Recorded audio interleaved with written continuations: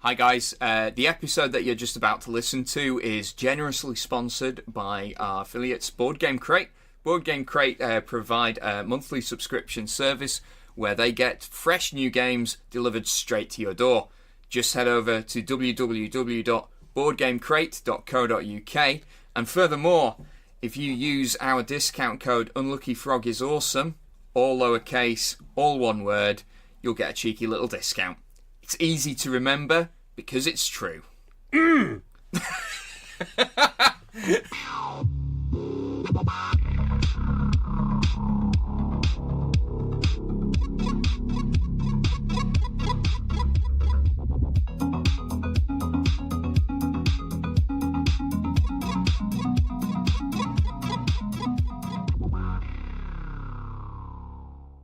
Hello and welcome to the Unlucky Frog Gaming Podcast. You are joined by your usual hosts, Josh Hartley, and back from his tournament and session of painting angry naked dwarfs. Yeah, Ben Porter. How are we doing, Ben?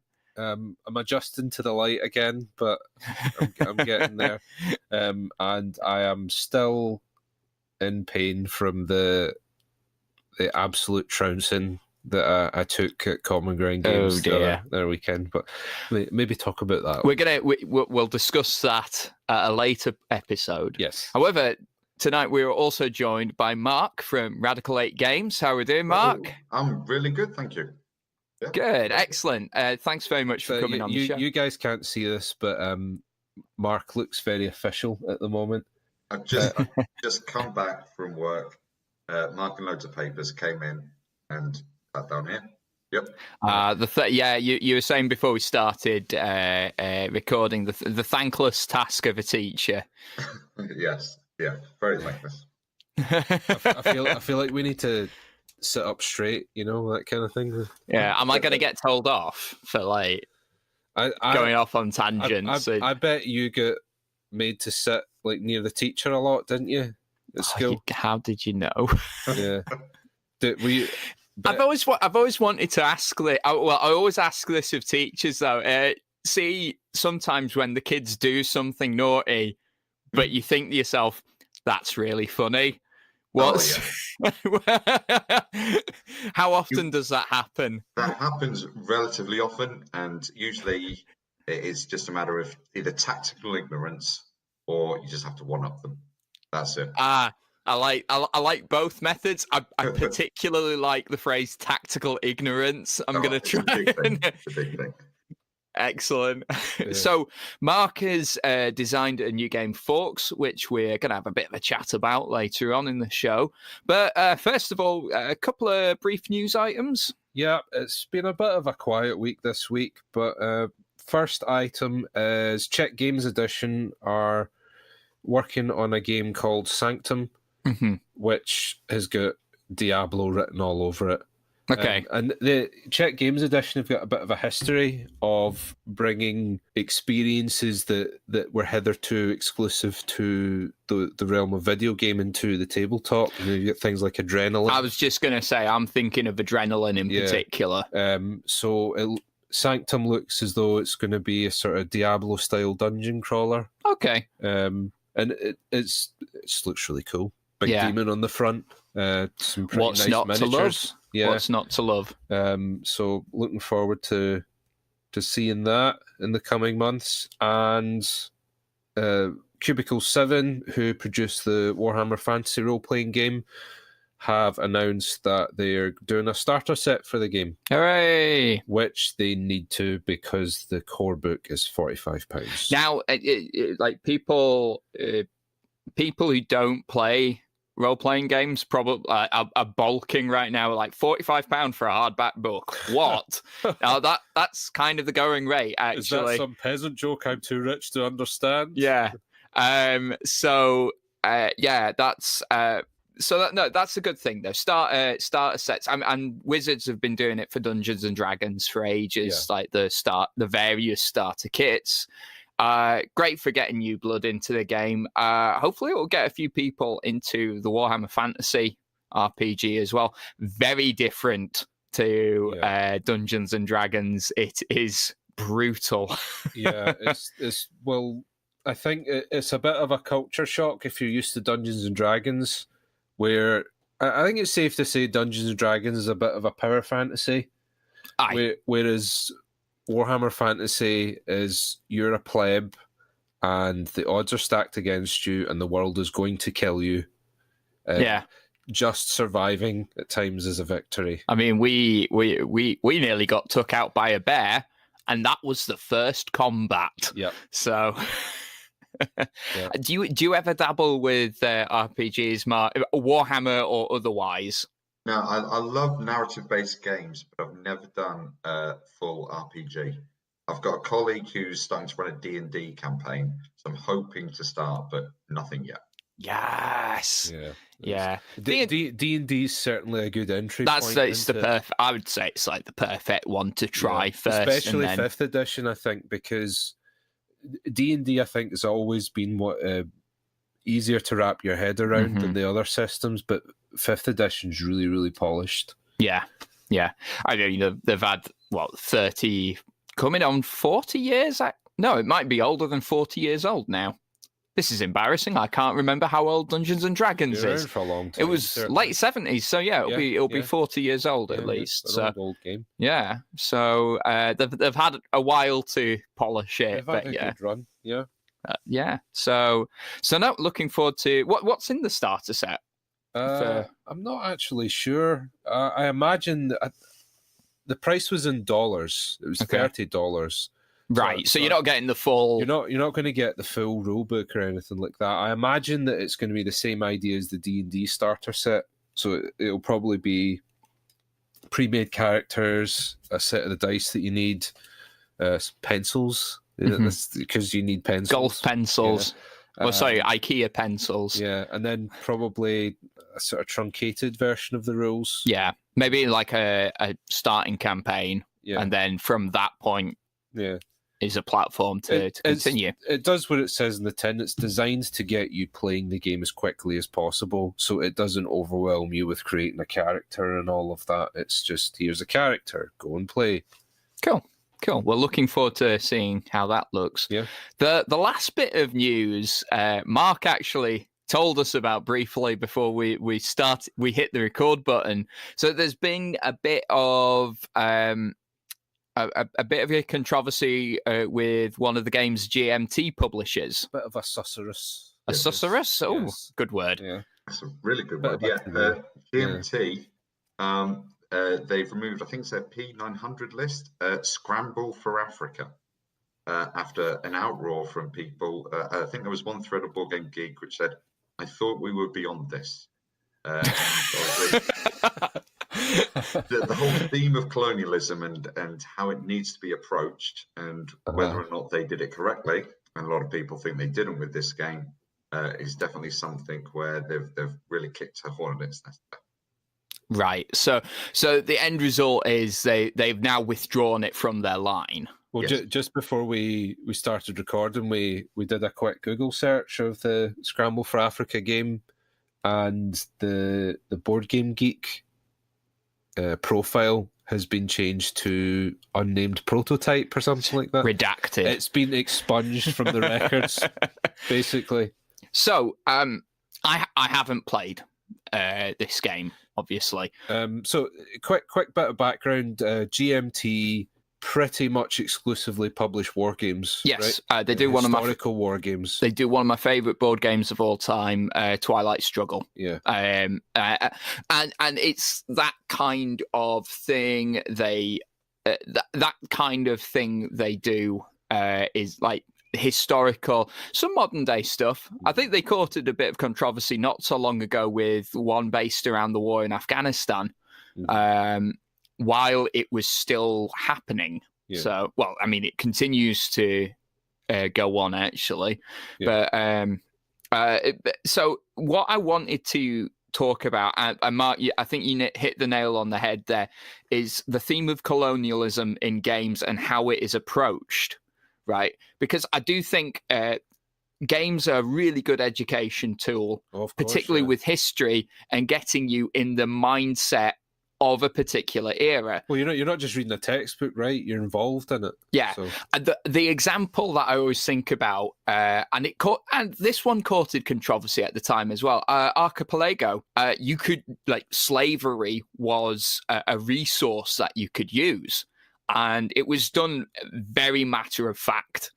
And people were quite upset about it, but I thought that it handled it in a way that got you in, made you understand the mindset of the colonials at that time. This was a resource to them. They didn't approach these indigenous people with the humanity that they deserved.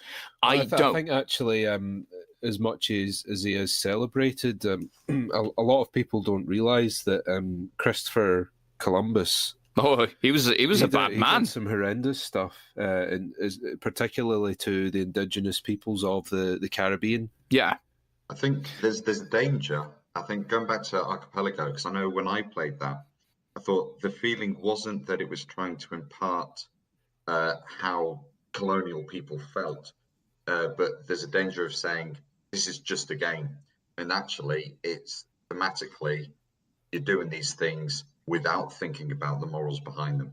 And that's when maybe it does become quite dangerous to use colonialism. Okay, fair comment. At the same time, that there is an argument, isn't there, that if we choose to not feature something like slavery in a game like Archipelago, which is about the golden age of sail, and slavery was a huge vehicle. Yeah, one of the biggest. Trade. It was a huge part of the global economy at that point. The problem is, if you choose to remove that, you're essentially whitewashing history. And the problem you have when you start going down that road is, if we all take that tact of slavery is abhorrent, it's offensive, we shouldn't even talk about it anymore. Hundreds of years from now, the mistakes of the past, there's no record of them for the future generations. I do think, though, the record for those should come from the people who were most affected by it.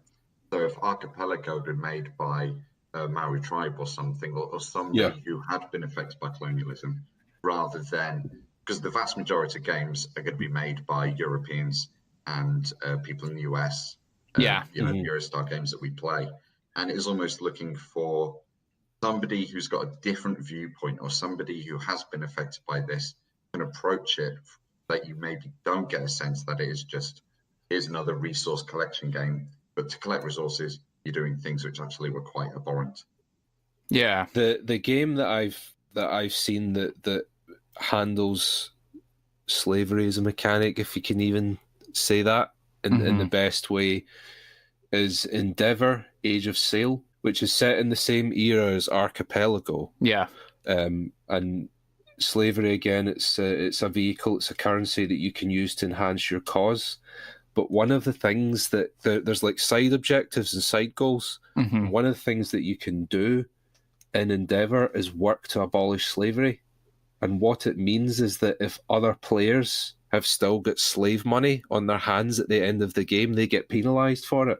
So you use it up, then you physically see the winds of change, of social change, manifest in the game. And that is effectively what happened in history, as nations started abolishing slavery. It became politically terrible to be associated with anything to do with it.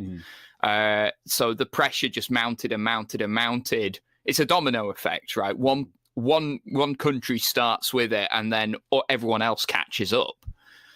It's interesting that it remains, even though obviously slavery has been abolished for it still exists. Decades. It's just but the terminology has changed. You call it human trafficking, you can call it whatever you like, but it's it's like if it looks like a spade and is shaped like a spade and functions like a spade, it is a spade, irrespective of what you choose to call it. And I suppose you've just answered the question I was going to ask. Is what this is still an incredibly sensitive topic, but that explains it. It's sensitive because it still happens. I think we can all agree that the right tact needs to be used, and it would appear that GMT fell foul of that.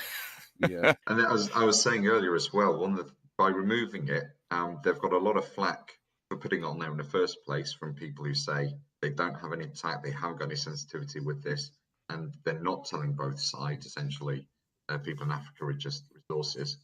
But then they also get a lot of flack from people who are hardcore historical advocates who think actually, if it's a history-based game, it should be done exactly the same way. So they've managed to annoy pretty much everybody with this, which is quite incredible.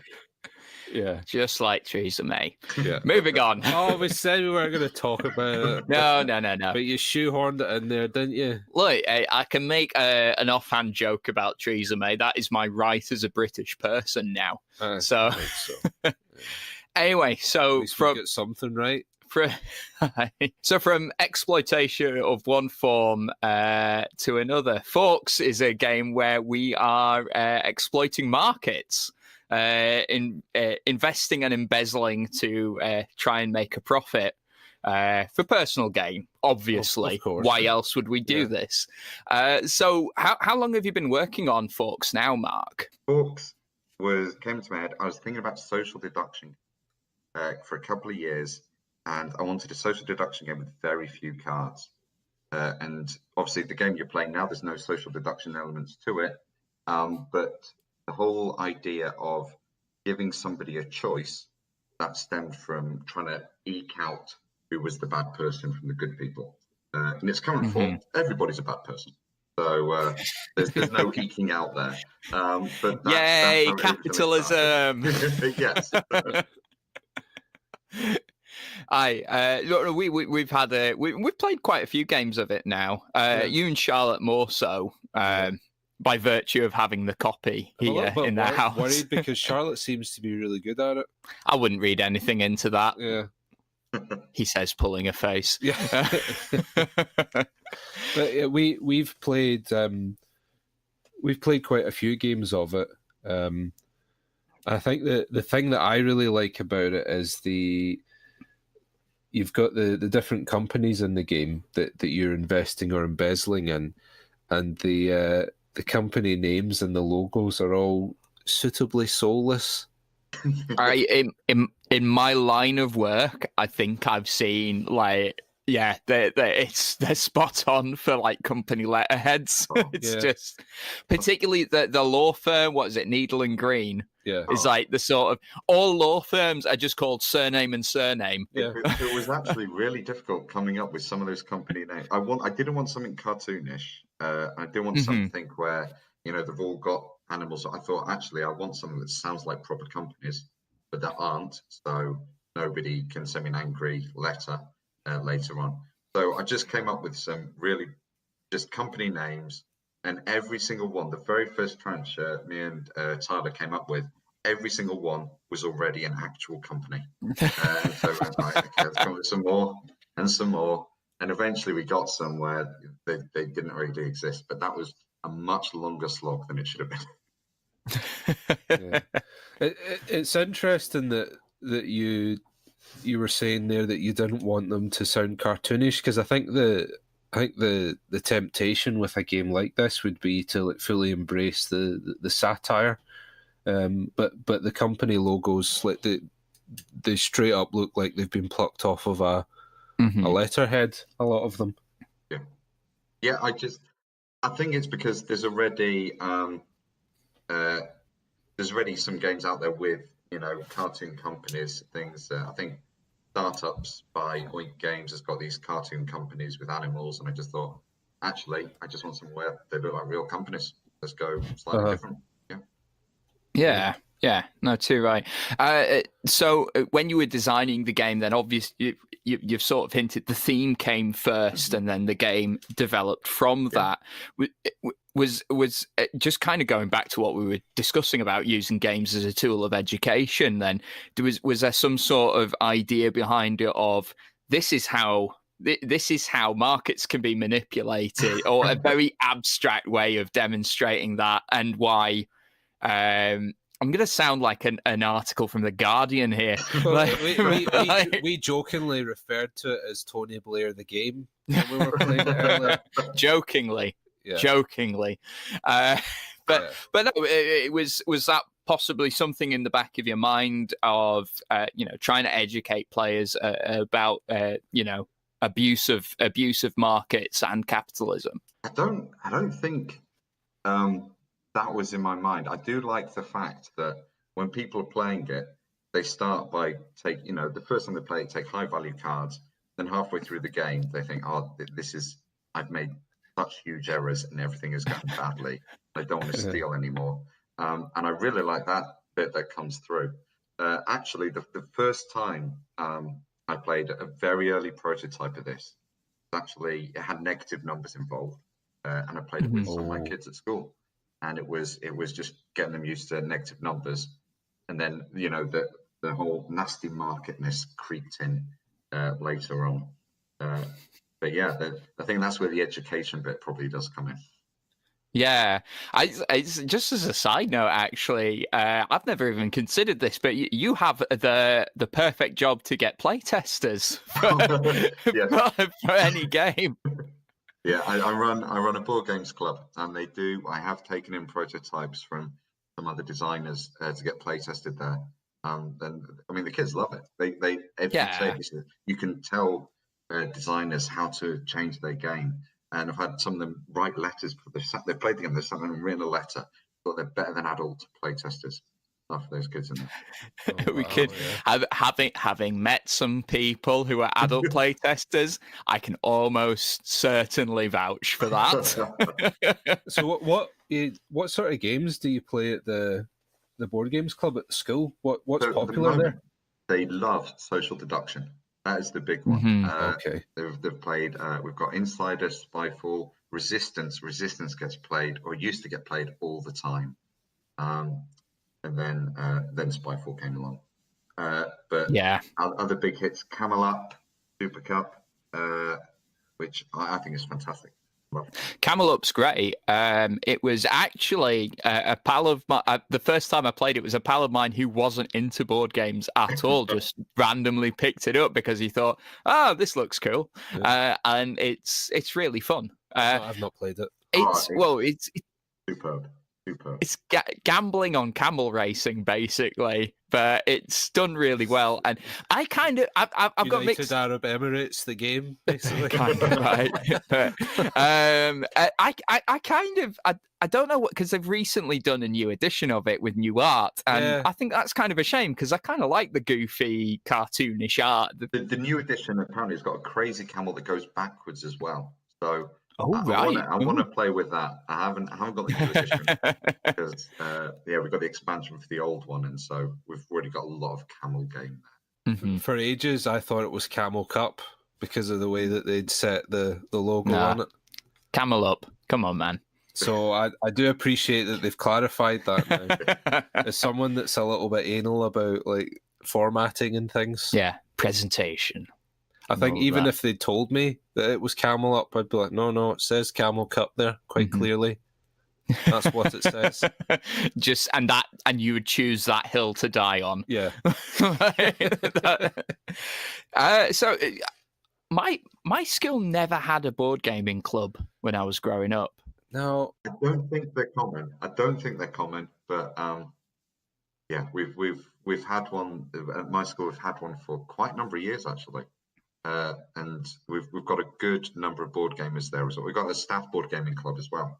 So excellent! Plenty of board gaming opportunities there. No, to be fair, I don't think that the market was quite as diverse when we were at school. No. So I think if there was a board gaming club, it would have been like we mentioned them like the hardcore GMT type stuff, or alternatively, or like Monopoly. Yeah.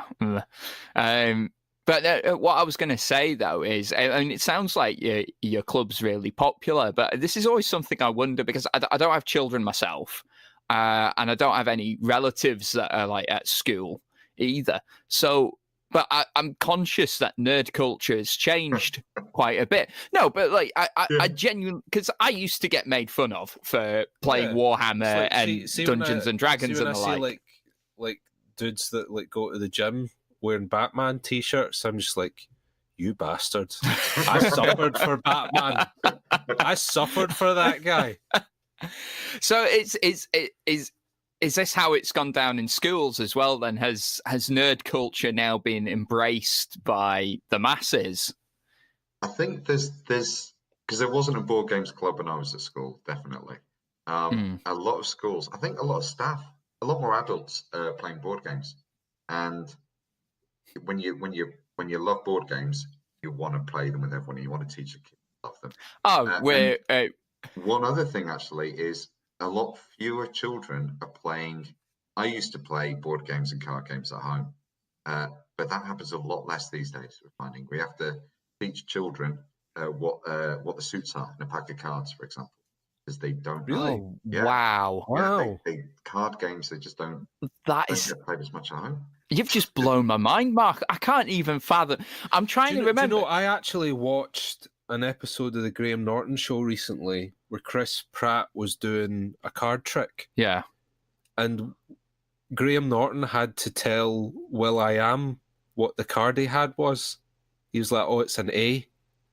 It's like... Yeah, but I'm right. will.i.am has no excuse, right? But I'm trying to think, like, at what point did I learn the suits of a standard deck of cards? It just happens. I remember when I was a little lad playing solitaire on the computer, and you play you talked about school. Actually, just came back to me there. We used to play cheat or bullshit during our breaks at school. Yeah, so Mr. Smith came along and accused us of gambling. We had that as well, actually, in sixth form. We used to play on our breaks shithead quite a lot, and that got canned for the same reason: accusations of gambling. How dare they? Yeah, well, how dare they? But they don't play them at home either. It's an odd one. We used to play shared, and we used to play whist, knockout whist, and all sorts of games. But it doesn't happen as much, so therefore I feel if I don't teach them board games, they're just never going to learn how to play any games. Yeah. And if what nobler could teach them maths first, that's the priority, right? And then board games are close second. So going back to Mark, the game designer. Oh yeah. Do you feel, maybe a bit of a dumb question, but do you feel that your specialist subject, maths, has stood you in good stead for your game design pursuits? Absolutely, definitely. So many ways that everything. I think when you design a game, the maths behind it is so important. Any kind of when people talk about balance, they're talking about maths behind games, aren't they? And probability. I love probability. I love teaching probability, all forms of it. And it's one of those things that people do that some people don't understand. And it's very useful. Not just with forks, but with every sort of game. Thinking about your different combinations, your permutations, when are things taken off, added on, all that kind of stuff. One thing that does get left behind a little bit is remembering other people don't enjoy maths as much as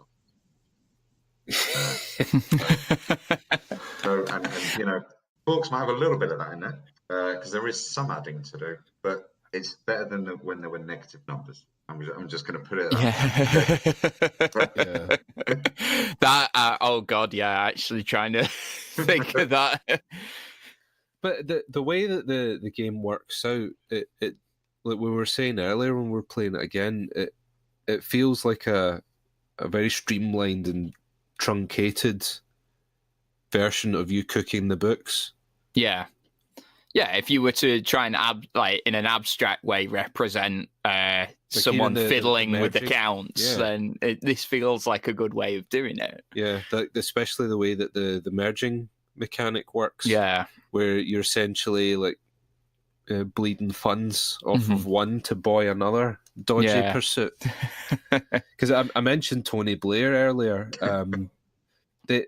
Slagging all the politicians tonight. Do you know that no one actually knows how much he's worth? Because the way that he balances his books is so complicated and is tied up in so many pursuits that no one can actually say for sure what he's worth. I mean, I can believe that easily. He's a crafty one, isn't he? Yeah. I mean, do we know how much he's morally worth? Oh yeah. Everyone knows that. A lot of sort of single-celled organisms spring to mind, I think.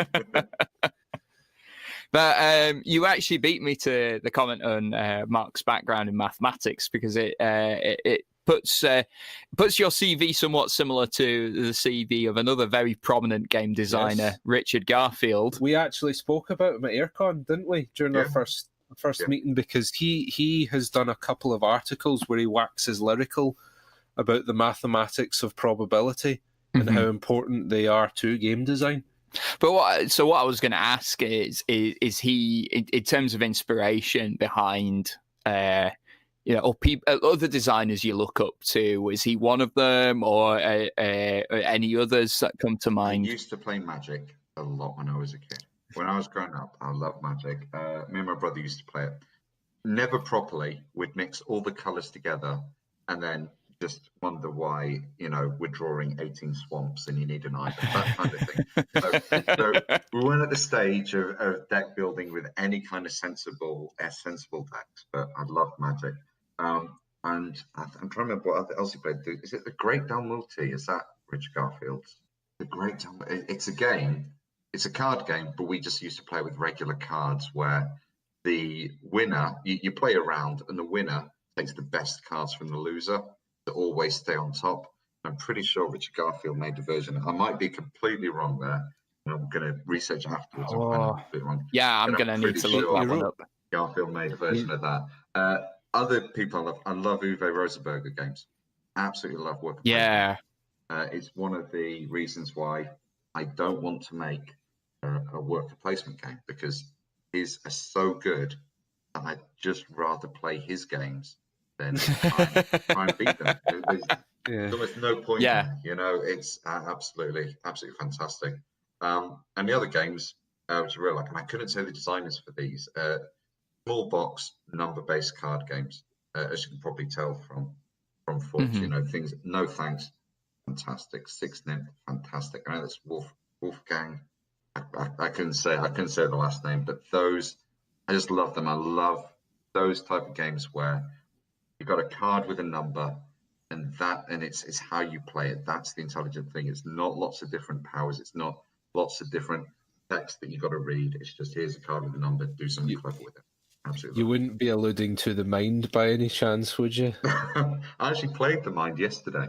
There's a two-player Mind, and the person I was playing with had never played it before. I said, okay, some people don't really think this is a game. And partway through, he just tells me, you're just putting cards down. That's all we're doing. I said, yeah. He said, how do you know which cards to put down? I said, well, you don't. I said, oh. And then we lost. Immediately after that, it's just, right, what down to 50 after about 3 seconds. That was it. That was the end. I really need to play this game. Duncan hates the Mind. He described it at Tabletop Scotland as, was it 5 litres of arse gravy? Well, 40 litres at first, and then he corrected himself to 5 because it is a small box. Yeah, 5 litres of arse gravy. And he actually had a moan about it in the group chat again the other day, because Charlotte said, we've not played the Mind yet, and then he goes, pick a number. And he's, oh, sorry, we lost. that was his explanation of the Mind. He hates it. Yeah. The thing about the Mind is you got to play with people who play at the same speed. If one person always plays quick, you got to, I think, just play quickly. You either lose quickly or you win quickly.